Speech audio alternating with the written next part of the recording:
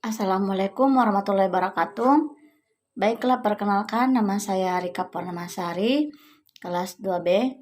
Baiklah, saya akan menjelaskan persentase hakikat dan tujuan pendidikan IPS. Hakikat dan tujuan pendidikan IPS.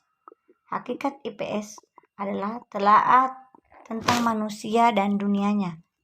Manusia sebagai makhluk sosial selalu hidup bersama dengan sesamanya. Dalam kehidupannya, manusia harus menghadapi tantangan-tantangan yang berasal dari lingkungannya maupun sebagai hidup bersama. IPS memandang manusia dari berbagai sudut pandang.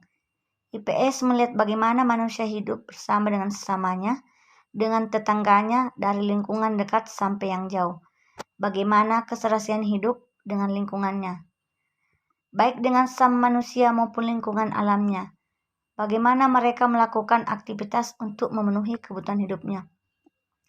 Hakikat IPS, setiap manusia sejak lahir telah berinteraksi dengan manusia lain, misalnya dengan ibu yang melahirkannya, ayah dan keluarganya. Selanjutnya, setelah usia taman kanak-kanak, ia akan berinteraksi dengan teman-teman kelasnya dan dengan gurunya. Sesuai dengan bertambah umur, maka interaksi tersebut akan bertambah luas. Begitu juga ia akan mendapatkan pengalaman dan hubungan sosial dari kehidupan masyarakat di sekitarnya. Dari pengalaman tersebut, anak akan mengenal bagaimana seluk-beluk kehidupan. Misalnya, bagaimana cara seseorang memenuhi kebutuhan hidupnya, cara menghormati orang yang lebih tua. Sebagai anggota masyarakat harus mentaati atau aturan atau norma-norma yang berlaku, mengenal hal-hal yang baik dan buruk maupun benar dan salah. Semua pengetahuan yang telah melekat pada diri anak tersebut dapat dikatakan sebagai pengetahuan sosial.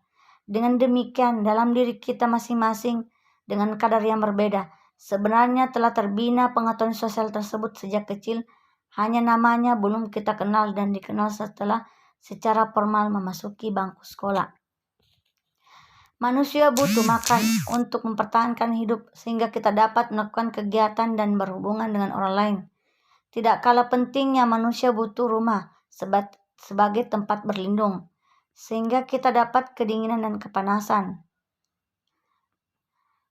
Namun dengan adanya perkembangan zaman, fungsi pakaian, makan, dan rumah menjadi berubah karena hal itu tidak sekedar memenuhi kebutuhan pokok, melainkan karena ada nilai sosialnya. Dengan memakai pakaian yang mewah, maka kedudukan sosial seseorang akan naik peringkatnya. Makan tidak sekedar makan nasi, melainkan makan makanan produk instan, roti, hamburger, Kentucky, pizza. Begitu juga tempat tinggal tidak sekedar sebagai tempat berteduh, melainkan merupakan istana tempat melakukan segala kegiatan. Dengan bertindak seperti itu, manusia merasa status sosialnya tinggi. Ilmu pengetahuan dan teknologi IPTEK merupakan ungkapan kemampuan manusia memanfaatkan akal pikirannya dalam memenuhi kebutuhan hidup bermasyarakat. Aspek kehidupan tersebut merupakan aspek kehidupan budaya. Perkembangan IPTEK yang sangat cepat nampak pada penggunaan komputer dan satelit. Dengan teknologi, sekarang orang dapat dengan cepat menghimpun informasi dunia dengan rinci tentang segala hal, misalnya kekayaan laut, hutan, situasi politik suatu negara, dan peristiwa-peristiwa aktual lainnya. Dengan kemajuan IPTEK yang begitu kuat pengaruh sehingga dapat mengubah sikap, pandangan, dan perilaku seseorang.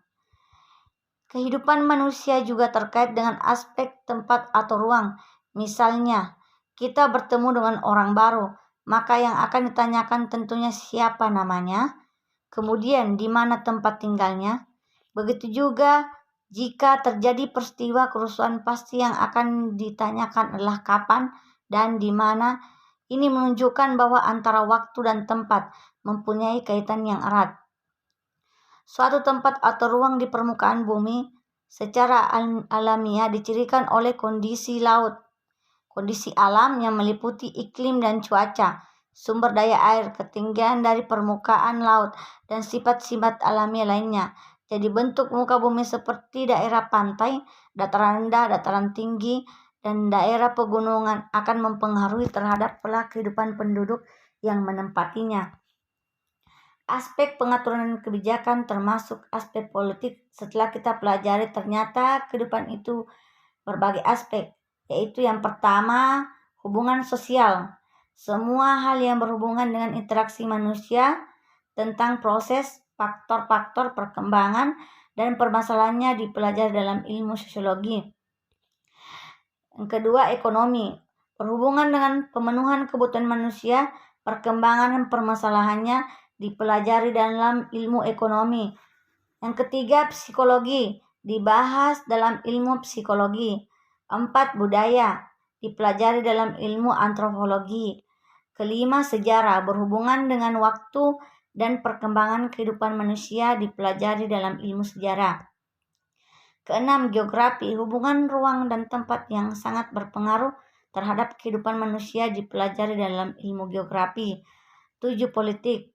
Berhubungan dengan norma, nilai, dan kepemimpinan untuk mencapai kesejahteraan masyarakat dipelajari dalam ilmu politik. Tujuan pendidikan IPS. Kurikulum 2004 untuk tingkat SD menyatakan bahwa pengetahuan sosial bertujuan untuk 1.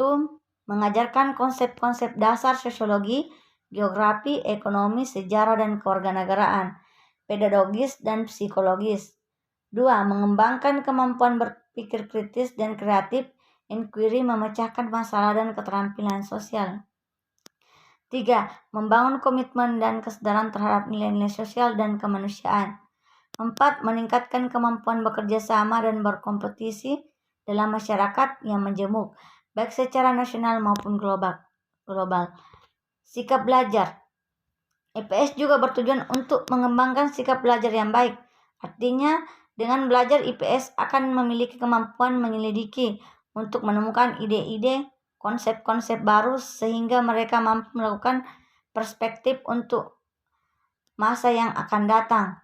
Sikap belajar tersebut diarahkan pada pengembangan motivasi untuk mengetahui, berimajinasi, minat belajar, kemampuan merumuskan masalah dan hipotesis pemecahannya, keinginan melanjutkan eksplorasi IPS sampai keluar kelas, dan kemampuan menarik kesimpulan berdasarkan data.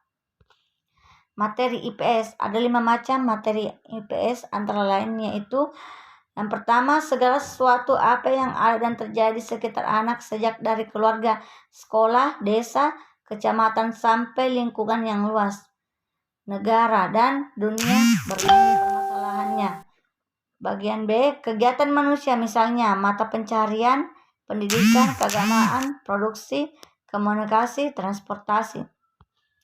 Bagian C, lingkungan geografi dan budaya meliputi segala aspek geografi dan antropologi yang terdapat sejak dari lingkungan anak yang terdekat sampai yang terjauh. Kehidupan masa lampau, perkembangan hidup manusia, sejarah yang dimulai dari sejarah lingkungan terdekat sampai yang terjauh, tentang tokoh-tokoh dan kejadian-kejadian yang besar. Bagian E, anak sebagai sumber materi meliputi berbagai segi dari makanan, pakaian, permainan, keluarga. Karakteristik pendidikan IPS SD. Yang pertama yaitu karakteristik pada masa kelas rendah SD, yaitu kelas 1, 2, dan 3. Ada beberapa di sini. Yang pertama, ada hubungan kuat antara keadaan jasmani dan prestasi sekolah. Bagian kedua, suka memuji diri sendiri. Bagian ketiga, apabila tidak dapat menyelesaikan sesuatu hal itu dianggap tidak penting. Bagian keempat, suka membandingkan dirinya dengan anak lain dalam hal yang menguntungkan dirinya. Bagian kelima, suka meremehkan orang lain. 2. Karakteristik pada masa kelas tinggi SD, kelas 4, 5, dan 6. Perhatian yang tertuju pada kehidupan praktis sehari-hari. Bagian kedua, ingin tahu, ingin belajar, dan realistis. Bagian ketiga, timbul minat pada pelajaran-pelajaran khusus. Bagian keempat, anak memandang nilai sebagai ukuran yang tepat mengenai prestasi belajar di sekolah.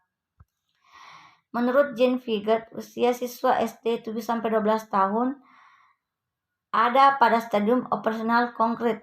Oleh karena itu, Guru harus mampu merancang pembelajaran yang dapat membangkitkan siswa. Misalnya, penggalangan waktu belajar tidak terlalu panjang. Peristiwa belajar harus bervariasi dan yang tidak kalah pentingnya, sajian harus dibuat menarik bagi siswa. Hal ini dilakukan karena perhatian anak pada tingkat usia tersebut masih mudah beralih. Artinya dalam jangka waktu tertentu, perhatian anak dapat tertarik kepada banyak hal, tetapi waktu tertentu pula perhatian anak berpindah-pindah. Itulah tadi hasil presentasi saya. Demikian, wassalamualaikum warahmatullahi wabarakatuh.